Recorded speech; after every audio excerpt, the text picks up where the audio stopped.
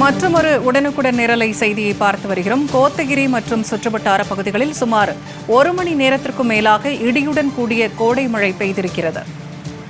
அரவேணு, டானிங்டன், கட்டப்பொட்டு, ஒரசோலை, கோடநாடு உள்ளிட்ட பல்வேறு இடங்களில் கனமழை பெய்ததாக தகவல் வெளியாகியிருக்கிறது. சாலைகளில் மழைநீர் பெருக்கெடுத்து ஓடியதால் வாகன ஓட்டிகள் மற்றும் பாதசாரிகள் அவதிக்குள்ளாகினர்.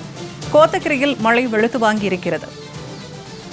கூடுதல் தகவல்களை தருகிறார் செய்தியாளர் சிவகுமார். இப்ப நீலகிரி பகுதியில் மழை நிறைய பெய்திருக்கிறது. எந்தெந்த பகுதிகளில் மழை பெய்திருக்கிறது, நிலவரம் என்ன?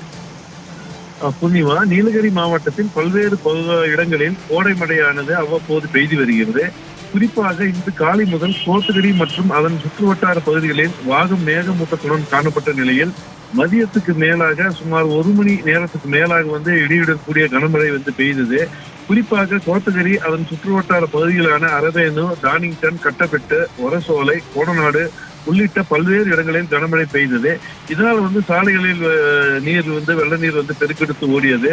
இந்த கனமழையின் காரணமாக சுற்றுலா பயணிகள் சுற்றுலா பகுதிக்கு செல்ல முடியாமல் அவதிப்பட்டு வந்தனர்.